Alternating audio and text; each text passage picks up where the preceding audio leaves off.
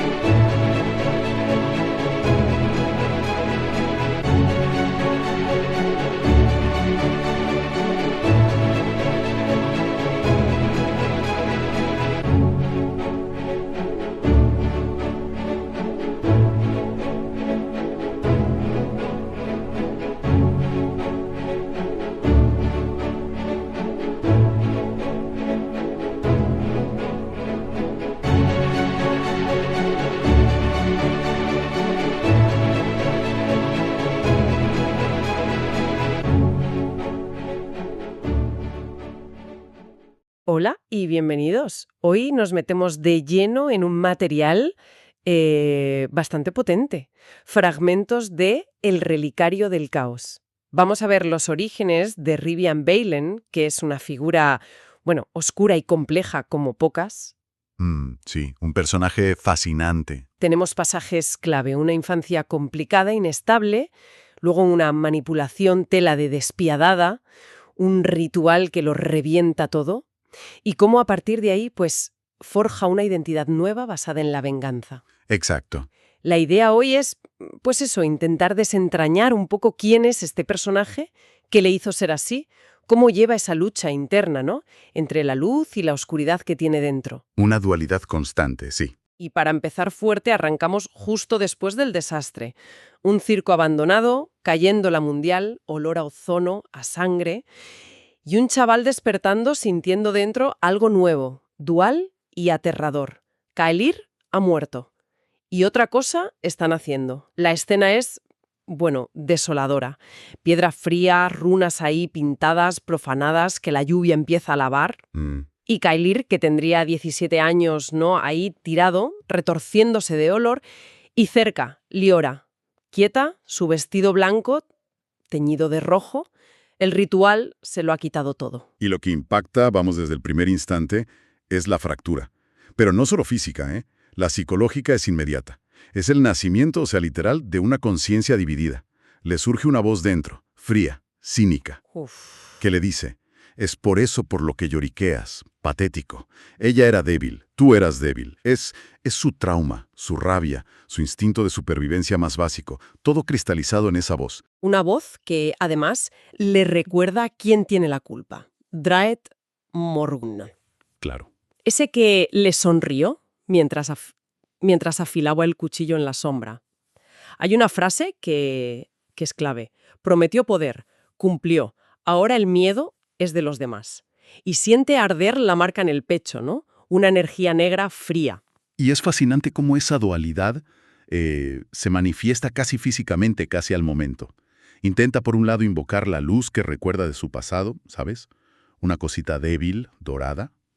Y en la otra mano, la oscuridad, danzante, letal. Y justo ahí aparece el relicario. Ah, el famoso relicario. Ese objeto que encontró como por casualidad, ¿no? Con un lado caliente como el sol y otro frío, con símbolos de luna y daga. Y parece que en ese momento se convierte en un ancla física parecidamente rota. Sí, pero un ancla extraña, porque casi al instante esa voz interior le empuja. Levántate, no eres esa criatura que llora. Ahora somos más, ahora somos imprevisibles. Y el chaval se pone en pie. Mira a Liora una última vez, pero ya no hay lágrimas. Solo una promesa helada. Y se va del circo. Deja atrás a Kaelir. Exacto. Kaelir se queda allí, roto. El que se aleja es Rivian Baylen. Una mezcla rara, una contradicción, un fantasma con un objetivo muy retorcido. Tremendo punto de partida. Pero claro, esto no sale de la nada. ¿Quién era Kaelir antes de de que todo saltara por los aires.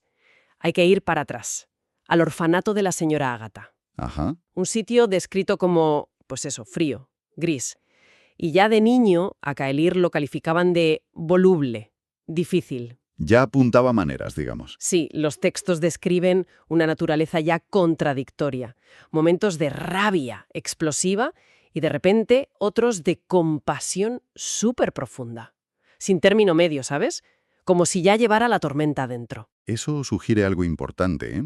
Una posible predisposición a esa fractura mucho antes del ritual.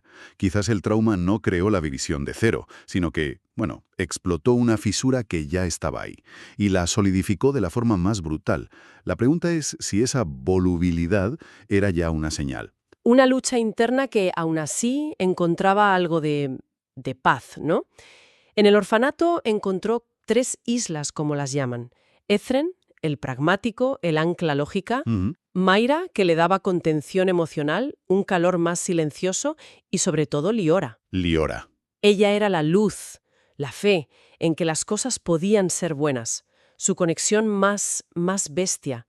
Es curioso cómo la describen a ella como unidad frente a la fractura de Caelir. Esas relaciones son, cruciales. Sobre todo la de Liora. Representan la normalidad, la luz. Todo lo que él en el fondo quería, pero que su propia naturaleza, esa intensidad que no controlaba, pues le impedía mantener. Son precisamente el ancla que Dredd sabía que tenía que romper, lo que más le iba a doler perder. Y aquí viene algo interesante. Ya había indicios de algo más. Hablan de visiones o sensaciones muy fuertes. Ah, sí. Una vez vio a Liora herida y sintió el dolor de ella y como una luz dorada dentro, un deseo de sanar. Y otra vez vio al cocinero maltratando a un gato y sintió una rabia fría, visualizó violencia y notó como un cuchillo que había cerca vibraba. Esa es la oscuridad. Claro. Y guardaba esto en secreto. Le daba miedo, ¿sabes? Miedo de sí mismo. Exacto. Es que no eran simples cambios de humor de adolescente, eran manifestaciones tempranas, espontáneas, de las mismas energías: luz, curación; oscuridad, violencia. Las mismas que luego el ritual y el relicario van a amplificar a lo bestia. Su miedo a esa dualidad ya estaba ahí. Mucho antes de Dreyf, era, bueno, una tragedia anunciada. Y el entorno tampoco ayudaba, claro. La ciudad era hostil y él tenía que usar esa impredecibilidad para sobrevivir. Y es justo esa mezcla de vulnerabilidad y peligro latente lo que llama la atención de Dredd Morgul. Que no ve a Ucrío problemático, No, ve una semilla de caos perfecta para cultivar. justo. Y cómo se acerca a Dredd es sutil, muy calculado. Se presenta como un benefactor. Le hace regalos, pero regalos con intención, ¿eh? Como el propio relicario. Ujú. Se lo da diciendo que es un talismán de un tal Baelios para encontrar el equilibrio, y usa las palabras justas. Ah, las palabras. Le dice, es un don, no es una maldición, es combustible. Yo puedo enseñarte a usar ese fuego, a controlarlo.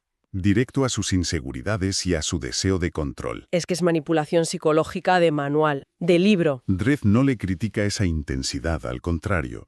La valida. La presenta como algo especial, no como un fallo. Le ofrece control justo donde Caelir solo siente caos.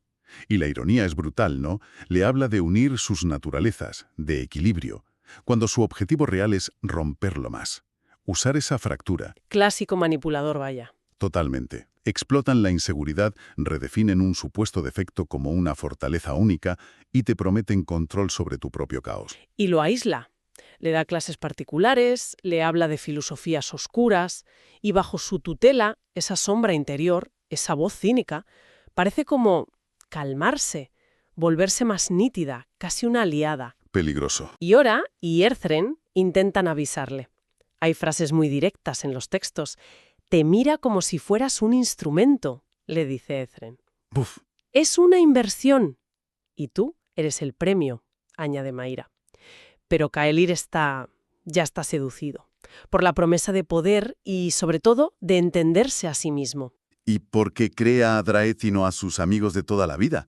Pues porque Dredd le da una narrativa donde él no es un monstruo. claro. sino alguien con un potencial único. Le da una explicación a su caos y una promesa de poder en un mundo que siempre le hizo sentir, pues eso, impotente, diferente. Para un chaval así es casi imposible de rechazar. Le da sentido a su sufrimiento. Y el último paso de la trampa, el ritual. Draed le vende la moto de un ritual de unificación. Para proteger a los que quiere, para controlar sus dones, Kaelir acepta. Ay, Y llega la noche. El circo abandonado, otra vez, los cultistas con capuchas, las runas brillando y el horror. Liora, madre mía. atada en el altar. Y Draed revela la verdad, con un tal Beskar Talor al lado que lo describen como un carnicero sádico. Y dice, todo poder requiere un sacrificio. Ella es tu luz, el ancla. Beskar se asegurará de que el sacrificio sea lo suficientemente potente para romper tus cadenas. Qué brutalidad. Ahí se ve el objetivo real. Nunca fue unir nada. Era destruir su ancla emocional, Liora, usando su agonía, su dolor puro como combustible para desatar toda la oscuridad que Kaelil tenía dentro. Es la consumación de la fractura. Y el resultado es esa explosión de energía que describen, dorada y negra a la vez. El sonido de algo rompiéndose para siempre. Volvemos entonces a justo después donde empezamos. La sombra toma el control casi al instante. Ya. Levántate. ¿Vas a quedarte aquí o vas a hacer que paguen? Y vemos el primer uso consciente del poder oscuro. Ataca a Draed, algo que le drena la vitalidad, que lo deja sorprendido y dolorido. Es interesante, ¿eh? Cómo la creación se vuelve contra el creador tan rápido. Aunque la sombra es pragmática, le dice, basta, no es el momento. Ya se ve que la dinámica ha cambiado. Rivian no va a ser un peón fácil. El poder que Draed ha liberado ya no lo controla él. Huye de allí. Y la guerra interna es tremenda. La sombra le susurra su nuevo nombre, Rivian Vailen. Suena más fuerte, mientras lo que queda de Kaelir pide silencio. Llega al orfanato, busca lo conocido y se derrumba. Un momento de vulnerabilidad total. Y entonces el relicario. Ajá, el relicario otra vez. Nota un calor leve, un eco que le recuerda a Liora, una calma frágil que pilla por sorpresa incluso a la sombra. La silencia un momento. Ahí se confirma. El relicario no es solo un objeto pasivo, ni un simple regalo de Draed. Parece que tiene una función propia. Quizá proteger o canalizar un resto de la luz original de Kaelir, o incluso de la esencia de Liora. Introduce una complejidad que ni Draed esperaba. Hay algo más ahí. A partir de ahí, Rivian vive en paranoia pura. Evita a sus amigos, la confrontación final con Esren y Mira es, desgarradora. Estalla de rabia y les advierte. Alejaros, porque la próxima vez que ese hombre venga por mí, no dudará en pasar por encima de vosotros. Es una ruptura terrible. Pero él siente que tiene que hacerlo para protegerlos. Y eso lo aísla del todo. Se va del orfanato esa misma noche. Y claro, desde su perspectiva, distorsionada por el trauma y por la sombra, esa decisión tiene una lógica perversa, aislarse para proteger. Es un mecanismo de defensa extremo que, profundiza su soledad y lo empuja más hacia ese camino oscuro. La vida en la calle, dura. La sombra se convierte en una especie de guía paranoica y empezamos a ver actos conscientes que definen su nueva dualidad. Usa un poder oscuro, sutil, para enfermar gravemente a un contrabandista, un tal Borlak.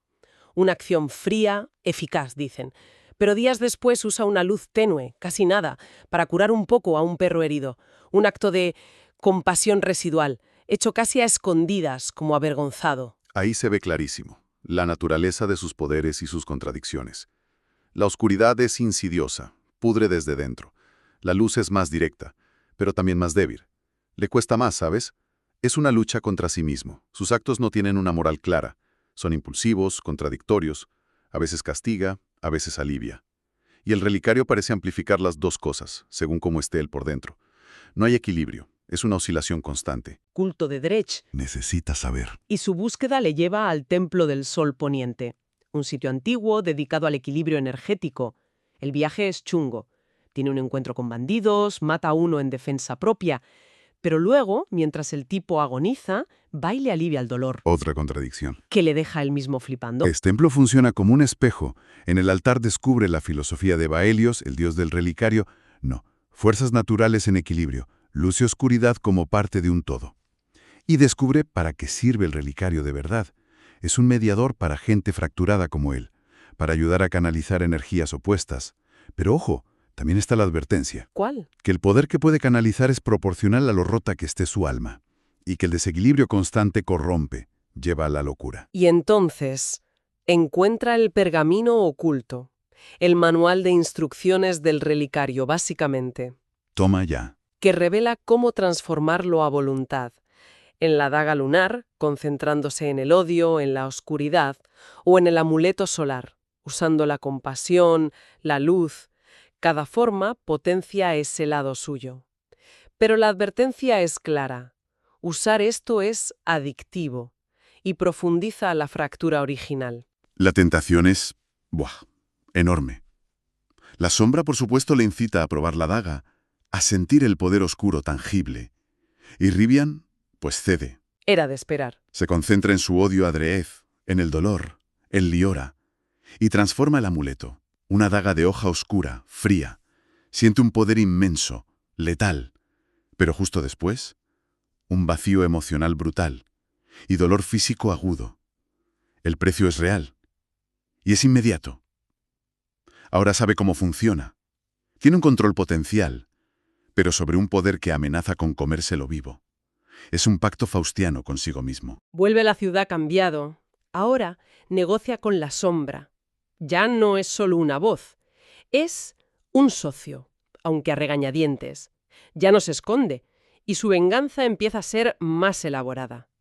Por un lado, un sabotaje calculado contra una banda, los Cuervos Grises, pero incriminando a otra, los Halcones. Vaya, vaya. Un plan que describen como retorcido y que hasta la sombra se queda impresionada por la crueldad indirecta. Pero por otro lado, sigue teniendo explosiones viscerales, como una paliza brutal a un sacerdote hipócrita, movido por puro asco. Se ve una evolución táctica, ¿eh? Pasa de reaccionar a manipular estratégicamente, pero sigue siendo esclavo de impulsos emocionales muy fuertes. Ese supuesto equilibrio que a veces buscas, como cuando cura un poco una prostituta después de liarla, parece más una necesidad física para contrarrestar su propia oscuridad, como automedicarse, ¿sabes? No tanto por bondad. Llega el encuentro con Drev en los muelles, un punto de inflexión. Drev lo ha estado buscando e intenta reclutarlo otra vez. ¿Otra vez? Sí, únete a mí. Juntos gobernaremos sus restos. La respuesta de Rivian, brutal y directa. Quiero verlo arder. Toma. Drev ataca, pero Rivian no cae en la trampa del duelo directo. Escapa usando la astucia, generando caos. Dicen que le tira una red de pesca encima y se niega a luchar como quiere Drev. Ese encuentro es clave. Rivian demuestra que ya no es el instrumento predecible que Drev creía haber forjado. Le toca el orgullo a su antiguo mentor y deja claro que las reglas han cambiado. Él marca los tiempos ahora. La dinámica cazador-presa, bueno, se complica mucho. Y entonces descubre el símbolo, el tridente fracturado. Lo ve primero en el pergamino del templo y luego lo reconoce. Lo usan cultistas en la ciudad. Ajá. La sombra reacciona a ese símbolo con un odio. Casi instintivo, visceral. Rivian ve cómo extorsionan a un comerciante, cómo dejan esa marca, y empieza a entender la escala real del culto, sus metas, algo de un señor que despierta. La trama se complica. Y la revelación final, quizás de un cultista capturado, ¿no?, de que la muerte de Liora fue solo logística necesaria para crearlo a él. Uf, ese es el insulto definitivo. ¡Qué golpe más bajo! Ahí su propósito cristaliza. Ya no es solo Drev, es destruir al culto entero. Borra la marca del tridente de una pared con un acto de pura negación energética. Ese es el momento, el punto de no retorno. Su venganza personal, que nació del dolor, se transforma en una cruzada existencial. Ya no busca entenderse, ni un equilibrio imposible. Ahora busca aniquilar la fuente de su sufrimiento y lo que ve como una amenaza mayor. Y la sombra, que tenía sus propios intereses, parece que se alinea totalmente con esto, la destrucción total como único camino. Y con este nuevo objetivo, idea el plan final. Audaz y terriblemente cruel. A ver. Se entera de que un enviado del culto va a traer el último fragmento para un gran ritual, el Cántico de Despertar. Planea seguirlo, robar el fragmento justo antes del ritual, que, irónicamente, será en el mismo circo abandonado. No me digas. Y luego dejar que Dredd y los demás se hundan en la desesperación al ver su plan frustrado en el último segundo, antes de darles el golpe de gracia. Madre mía, el plan revela una crueldad calculada, tremenda. No busca solo matarlos, busca la humillación psicológica máxima. Quiere que saboreen el fracaso, la desesperación, antes de aniquilarlos. Es una venganza que refleja lo retorcido que el propio culto le ha vuelto. Llegamos al clímax. Noche de luna nueva, el circo otra vez preparado para un ritual. Runas carmesí latiendo, fuego negro. Dredd, desesperado sin el fragmento, intenta forzar el ritual con pura fe fanática. A la desesperada. Y entonces aparece Rivian. Revela que tiene el fragmento robado. Y delante de todos lo destruye. Lo convierte en polvo con su poder. Ostras, eso es. La blasfemia definitiva para ellos. No intenta usar su poder contra ellos. Lo aniquila. Es un rechazo absoluto a su fe, a sus metas, a todo. La máxima ofensa posible, diseñada para romperles la moral antes de empezar a luchar. Y estalla la lucha. Rivian pelea como un torbellino de caos controlado. Usa los dos poderes de forma activa y letal. La daga lunar para cortar la conexión de los cultistas, la luz para mutilar o incluso para sanar de forma aberrante, causando más dolor. Se abre paso hasta el centro del ritual fallido, que está inestable, y ahí se enfrenta a Dredd y a Beskar. Ahí vemos la culminación de su dualidad. Pero no como equilibrio, sino como arma. Es impredecible, aterrador, porque puede herir con oscuridad y sanar destructivamente con luz casi a la vez. La contradicción interna hecha forma de combate, caótica pero efectiva. En un momento crítico, acorralado, invoca el vacío mismo que ha creado el ritual fallado, una explosión de energía pura, caótica. Los textos dicen que siente la tentación de absorber ese poder, de convertirse en algo casi divino. La gran tentación. Pero la visión de sus enemigos rotos y, sobre todo, el recuerdo de Liora lo anclan. Rechaza ser un dios del caos. Y en lugar de eso, redirige toda esa energía para una cosa muy concreta. Borrar todas las marcas del culto, todos los tridentes fracturados, de toda la ciudad. Una elección. Fascinante. Y ambigua. Rechaza el poder absoluto que le ofrece el caos, lo cual parece control. Pero, ¿es control de verdad? ¿O simplemente está redirigiendo su obsesión hacia la aniquilación total, ahora también simbólica del culto? La forma tan específica en que usa el poder, borrar las marcas, sugiere una fijación que va más allá de ganar. El final en el circo es desolador. El sitio destruido, los cultistas derrotados, muertos. Dredd sobrevive, pero está hecho polvo, física y espiritualmente. Rivian se enfrenta a él, pero le niega la muerte. Ah, sí. Le dice, vivirás, para saber que todo por lo que trabajaste se ha reducido a polvo y a nada. Y sabrás que fue por mi mano. Lo deja vivir con su fracaso y se marcha, aceptando finalmente quién es, su nuevo papel, el caos que caza al caos. Fin del acto, digamos. Pues sí, así hemos trazado esa trayectoria, ¿no? De Caelir a Rivian, una espiral hacia abajo marcada por el trauma, la pérdida, la manipulación y esa guerra interna brutal entre luz y oscuridad, que al final acaba en una identidad forjada casi solo en la venganza. Ha encontrado un propósito, eso sí, y ha rechazado ser la marioneta que Dredd quería. Pero la pregunta es, ¿ha encontrado de verdad un camino propio? ¿O solo ha cambiado una forma de caos por otra? Una obsesión por otra. Su equilibrio parece ser una guerra constante consigo mismo, y su justicia, pues es aniquilación.